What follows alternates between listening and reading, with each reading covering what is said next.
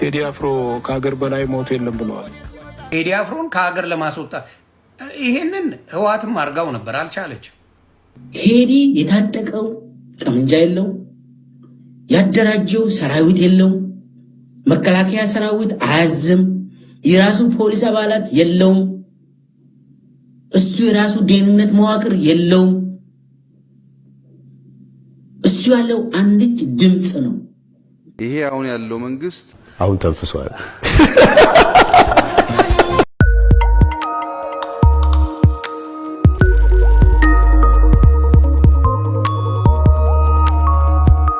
በአዲስ አበባና በመቀሌ ኦህዴድ ሙቀት መለኪያ ያደረጋቸው ቴዲ አፍሮና ጀነራል ታደሰ ወረደ ውጊያው መቀሌ ይጀምር የሚለው ትዕዛዝ። በእነዚህ ርዕሰ ጉዳይ ቆይታ እናደርጋለን። በአዲስ አበባና በመቀሌ ኦህዴድ የሙቀት መለኪያ ያደረጋቸው ቴዲ አፍሮንና ጀነራል ታደሰ ወረደ እናነሳለን። በነገራችን ላይ ወረደ ብዬ ላላረኩትም ወረደ በሚል ነው፣ የጊዜ ጉዳይ ካልሆነ በቀረ አሁንም ወርዷል። ግን ወረደ የሚለው የበለጠ እየተስማማው የመጣ ይመስላል።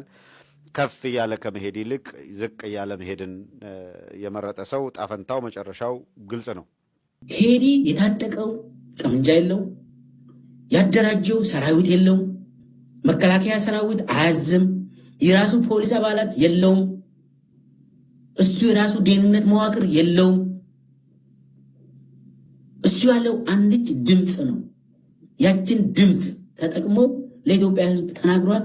ስለዚህ አሁን ቴዲ በጣም ትልቅ ፓወር ሆኖ አብይ በህልሙ እየተቸገረ ነው። በዚህ ሰዓት ቴዲ ተፈርቷል። ድፍረት ነው። ቴዲ ለሚመጣው ሪስክ ለሚመጣው ሁሉ ራሱን አዘጋጅቶ ነው ይህንን ዘፈን የለቀቀው። ራሱን ጸሎት አድርጎ ነው የለቀቀው። እኔ እንደሚገባ ለሁሉም ነገር ራሱን አዘጋጅቶ ይሄ ነው አገርን ማስቀደም ማለት። ቴዲ ሰሞኑን ያው አየሩን ይዟል። የቴዲ አፍሮ ሳምንት ነው ጊዜው፣ እሱ ተቆጣጥሯል።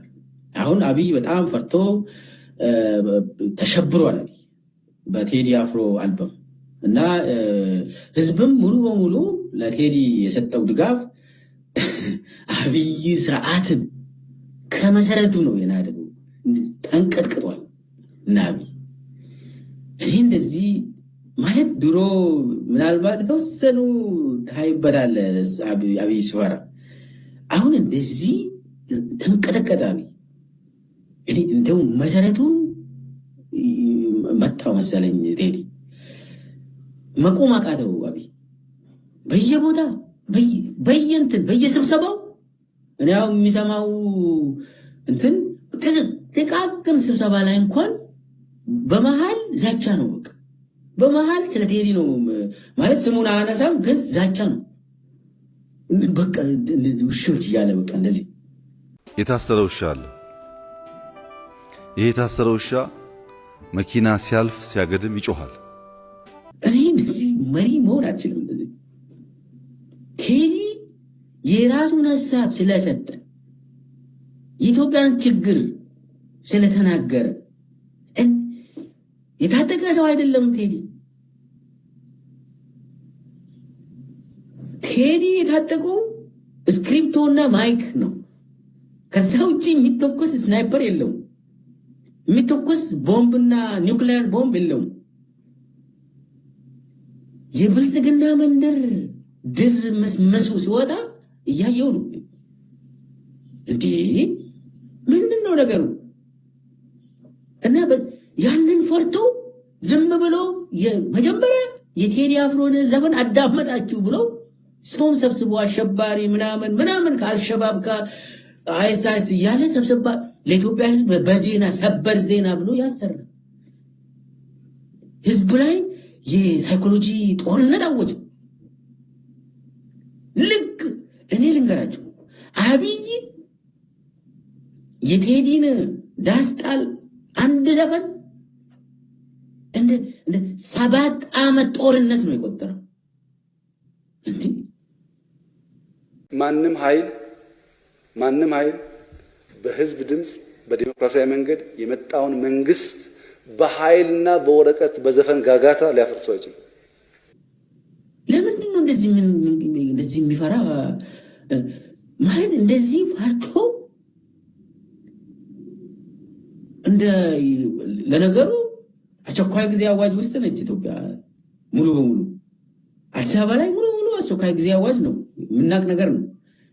ነገር ግን እንደዚህ ሆኖ አብይ በአደባባይ በንዴት ተቀይሮ ከሰል ሆኖ አርሲ ሲሄድ ጊንጭ ሲሄድ የሆነ ስብሰባ ሲያካሄድ ቤተ መንግስት ሲገባ ሁሉንም ሰው መስደብ፣ ዛቻ፣ አጠፋቸዋለሁ እያለ እንደዚህ ሆነ። የሚጨብጠውን አጣ።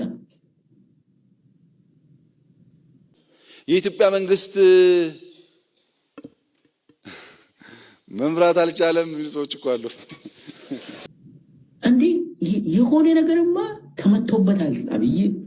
ከዚህ በኋላ እኔ ያሰበው ነገር አለ። ቢያንስ እቺ ምሽግ አትመታብኝም ብሎ ያሰበው ነገር አለ። ያቺ የመጨረሻ ምሽግ ተሰብራለች መሰለኝ። የመጨረሻው የአብይ ምሽግ የተሰበረች የሚመስል ነገር እያየው ነው።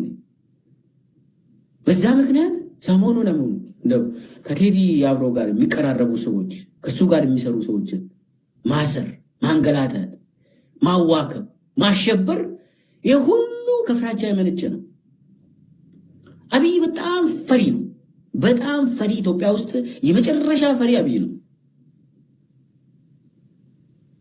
በህልሙ እንኳን ልገሉኝ ነው ብሎ ብድግ ብሎ ወክ የሚሄድ ሰው ነው አብይ። እሱ ለሱ የሚታይ ለሌሎቹ የማይታይ ነገር አለ። ሁልጊዜ ይፈራል እሱ። ወይ በዛ በኩል የሆነ እንትን ጠመንጃ ይዞ እየሄዱ ነው ብሎ ያያል። ልገሉኝ ነው ብሎ እሱ የሚያየው የእሱ ጠባቂዎች አዩ። ስንት ጊዜ ቤተ መንግስት ውስጥ ባይዘ ወይ እዛ አካባቢ ምንድን ነው ያለ? ሞት ከሆነ ከሀገር በላይ ሞት የለም። ሀገር ሞተ ማለት ሁሉ ሞተ ማለት ነው። ለልጁ መጥፎ ታሪክ ማስተላለፍ የለበትም። ቢያንስ ለኢትዮጵያ እንኳን ቢቀር ከኢትዮጵያ በላይ ደግሞ ምን ይመጣል? ስለዚህ እዚህ አካባቢ ያለው በዚህ መንገድ ነው መዋጋት ያለበት። እየተዋጋ ነው። ይህን ማስቀጠል አለበት። ቴዲ አፍሮን ከሀገር ለማስወጣት ይህንን ህወሓትም አድርጋው ነበር፣ አልቻለችም። ቴዲ አፍሮ ላይ ኢትዮጵያ ሆኖ የሆነ ነገር ከሆነ የሚነሳው አመፅ ቀላል አይደለም። ያውቁታል። ለምን ሆነ? ካድሬዎቹ ለኢትዮጵያውያን ብትሰሩ ምንም ማንም ይነካችሁ የለም። ትመሰገናላችሁ በአደባባይ። አሁን ለምሳሌ አባይ ተገደበ አላችሁ። ምን ሰራ? መልስ የለም። ምን ሰራ? አባይ ተገድቧል። መብራት መጥፋት ቆመ። እንኳን ለኢትዮጵያ ለአፍሪካ፣ ለምስራቅ አፍሪካ እንሸጠዋለን ስትሉ አልነበር? ምን ሰራ? ውሸት ነው፣ ፖለቲካ ነው። ህዝቡን በሆነ ነገር ታስጨበጭበዋል። አሁን ደግሞ አጀንዳ ይረሳል። ህዝባችን አጀንዳ በመርሳት የታወቀ ነው። ፎከስ ያደረገ ሰው ለውጥ ያመጣል። በኢትዮጵያ ጉዳይ ላይ የተራበው ሁሉም ብሔር ብሔረሰብ ነው። ጦርነት ያለው ኦልሞስት ሁሉም ቦታ ላይ ነው። እናንተ የምትሰሙት የአማራውን የኦሮሞውን ክልል ነው። ሶማሌ ላይ እንዳለ ማንም አይነግራችሁ። ደቡብ ክልል ላይ በየጊዜው ወላይታ ህዝብ እንደሚጨፈጨፍ ማንም አይነግራችሁ። ማንም የጉራጌ ህዝብ በየጊዜው እንደሚጨፈጨፍ ማንም አይነግርህም። አባ ማንም አይነግርህ። ለምን? ብዙ ውጭ የወጡ ሀሳብ የሚሰጡ ወንድም እህቶች ስለሌሉ። ትግራይ ላይ ራሱ ያደራጃቸው እንደሚያጨፋጭፋቸው ማንም። ትግራይ ላይ መጨፋጨፍ የለም ነበረ፣ መከፋፈል የለም ነበረ። በትግራይ ህዝብ ላይ በተለይ በአንድነት ላይ በጣም የሰራ ህዝብ ነው። የትግራይ ህዝብን ካየ በመለያየት አምኖ አያውቅም። የትግራይ ህዝብ ጋር ራሳቸው ጋር ሰዎች አስገብቶ አንዱን የሆነነ አንዱ የሆነነ እያለ የሚያባላቸው ማን እንደሆነ ሰው ማወቅ አቅቶታል። ሰው የሚመስለው የደብረ ጽዮንና የጌታቸው ረዳ ጸብ ይመስለዋል። የአገዛዙ እንቅስቃሴ በተለይ ከአርቲስት ቴዲ አፍሮ ጋር በተያያዘ ሰፋ ያለ ንቅናቄ ከአገር ውጭም ከአገር ውስጥም እንቅስቃሴዎች አሉ። ይበል የሚያሰኝ እንቅስቃሴ ነው። ይሄንን የበለጠ ማጉላት ያስፈልጋል፣ የበለጠ ማድመቅ ያስፈልጋል። የአገዛዙ ኃይል በጣም የከፋውን መንገድ ለመከተል መርጧል። ሁሉንም አምባገነኖች በ11ኛው ሰዓት የመውደቂያ አፋፍ ላይ ሲደርሱ የሚወስዷቸው እርምጃዎች ይህንንና ይህን የመሳሰሉት ናቸው። በነገራችን ላይ የኢትዮጵያን ፖለቲካ ሁኔታ ያለምን ተውትና የኢትዮጵያን የፖለቲካ ሁኔታ በጥንቃቄ የሚከታተል አካል ካለ ይሄንን ለመረዳት በጣም ቬሪ ኢዚ ነው፣ በጣም ቀላል ነው የሚሆንለት። በነገራችን በትግራይ ህዝብ ላይ መከፋፈል በደንብ አድርጎ ተሰርቶበታል። በአማራ ህዝብ ላይ መከፋፈል ፋኖ ላይ በደንብ አድርጎ ሰርቶበታል። በኦሮሞ ህዝብ ላይ መከፋፈል በደንብ አድርጎ ሰርቶበታል። እዚህ ጋር አንዱ ደጋፊ አንዱ ተቃዋሚ አድርጎ እርስ በርስ ነው የሚያባላ። ብልጽግና ጎበዞች ናቸው። ፖለቲካ እንደ ቀልድ እንዳታዩዋቸው። ብልጽግና ዘር ጂኒስ እርስ በራስ እንድትባላ ነው። ቡድን ቦድ ነው የሚያደርግ። ጎጃሜው ጎንደርን የጠላ አስመስሎ፣ ጎንደሬው ጎጃምን የጠላ አስመስሎ፣ ወሎ ጎንደርን የጠላ አስመስሎ፣ ወሎ ሸዋን የጠላ አስመስሎ ፖለቲካ ይሰራላል። እራሳቸው ነው የሚሰሩት። ይሄንን በትግራይ ህዝብ ላይ ከአንድነት አውጥቷቸዋል። አንድም የትግራይ ልጅ የራሱን ሰው ሲተች አንሰማም ነበር በፊት አንድም። አሁንስ የደብረ ጽዮን አለ፣ የጌታቸው ረዳ አለ፣ ከፍሏቸዋል። ስለዚህ በማስተዋል ሰው እንዳይንቀሳቀስ ኮንፊውዥን ይፈጥሩባቸዋል። ኮንፊውዥን ነግረዋል፣ ቃል በቃል ኮንፊውዝ ኤንድ ኮንቪንስ ብሎ ተናግሯል። ኮንፊውዝ ኤንድ ኮንቪንስ በማደናገር ማሳመን የሚል እንትና ደስ የሚል እየወጣች መልስ አብዲሳ ደስ የሚል ነገር ይነግርሃል፣ አትሰማም። ግን በደንብ ነው የሰራ ነው አማራ ክልል ላይ ብሎ ነግረዋል በአደባባይ። የስ እዛው ከነሱ ጋር ይሰሩ የነበሩ በጣም አስጮኸው በፋኖ ደረጃ አስጮኸው ከዛ መልሰው ይወስዷቸዋል። አብረው ሲያስጠኑ ምን ሲያስደርጉ የነበሩ ሰዎችን አብረው ሲያሰሩ መረጃ አሰብስበው መልሰው ፋኖች ከመንግስት ጋር ፍቅር ፈጠሩ ብሎ ይመጣል። አየህ፣ ብዙዎቹ አልነቁም። የንቃተ ህሊናቸው በጣም በጣም በጣም የወረደ። ስለዚህ ይሄ ነው በጣም ችግር አለ ብዬ ማስበው። በኦሮሞም እንደዚህ ነው፣ ከፍሎ ለሁለት ያፋጫቸዋል። እዛ እስክትፋጭ እሱ ይቆያል። በአማራም እንደዛው፣ በትግራይም እንደዛው፣ በደቡብም እንደዛው እየተደረገ ነው። የአዲስ አበባ ልጅ አልተከፋፈለም። አሁንም ስላልተከፋፈለ አሁን እንትን አዲስ አበባ ልጅ አይደለም፣ ካሙዙ የደቡብ ልጅ ነው። አዲስ አበባ ለሱ ሲመጣ ብዙ ነገር ናት አዲስ አበባ። ይቺን ይመኛታል። ተመኝቶ ደግሞ በስልጣን መጥቶ ክልሉ ላይ አይደለም እኮ እየመራ ያለው አዲስ አበባ የሁሉም ናት ይለዋል። የአዲስ አበባ ልጅ ግን ባይተዋር ካሙዙ ከደቡብ መጥቶ አዲስ አበባ ላይ መምራት ይችላል፣ መመረጥ ይችላል። ግን የአዲስ አበባ ልጅ አዲስ አበባ ላይ ሆኖ አይመረጥም።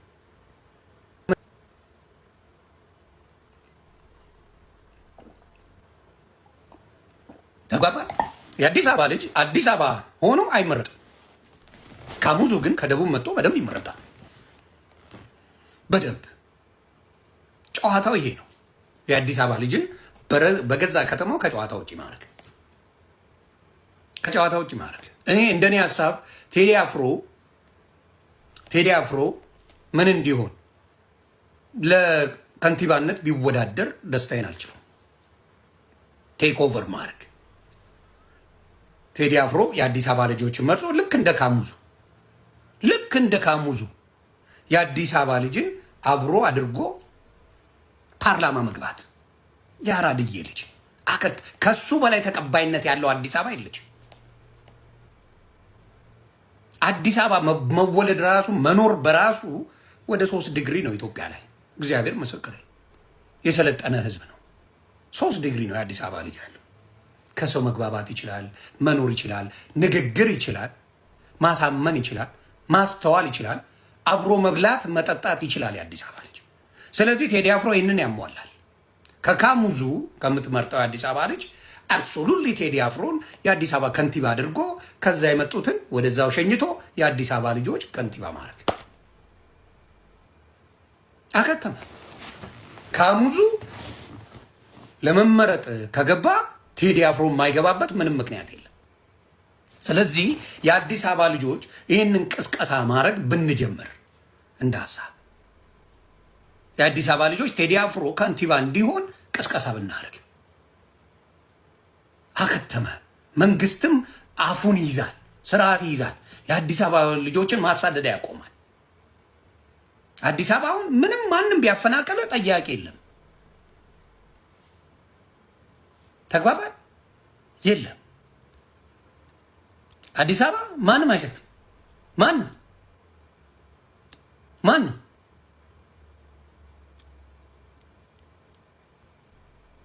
ተግባባል። የአዲስ አበባ ልጅ ያንን ማድረግ እንዳያደርግ እየተከለከለ ነው። ቴዲ አፍሮ ደግሞ ታይሙ አሁን ነው። ቴዲ አፍሮ ከንቲባ መሆን ትችላለህ። የአዲስ አበባ የማንም ሰገጤ ከሚጫወትባት የአዲስ አበባ ከንቲባ ቴዲ አፍሮ መሆን ይችላል። ቴዲ አፍሮ መሆን ይችላል። ቴዲ አፍሮ ከንቲባ ከሆነ እኛ አዲስ አበባ እንገባለን። ብዙ የአዲስ አበባ ልጅ ከውጭ ኢትዮጵያ ይገባል። የሚነካው የለም። በገዛ ከተማው ላይ ምን ማድረግ ይችላል? ማደግ ይችላል። መስራት ይችላል። መቀየር ይችላል። ብዙ የአዲስ አበባ ልጅ ይገባል።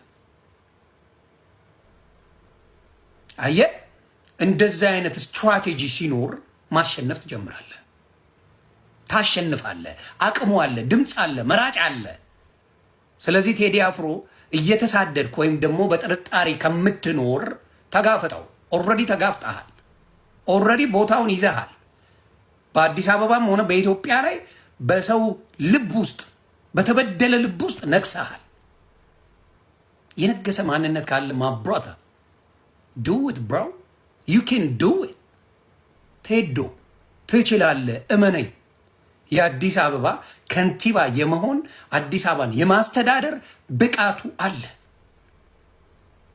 ትችላለህ። ስለዚህ የአዲስ አበባ ልጆች ቴዲ አፍሮን በማገዝ ከንቲባ እንዲሆን ምርጫ ውስጥ እንዲወዳደር ማድረግ እንዴት ብልጽግና እንደሚያለቅስ ታየዋለህ። ተበላን ነው የሚለው። ምክንያቱም ትልቁ በጀት ለቴዲ አፍሮ አድርሱልኝ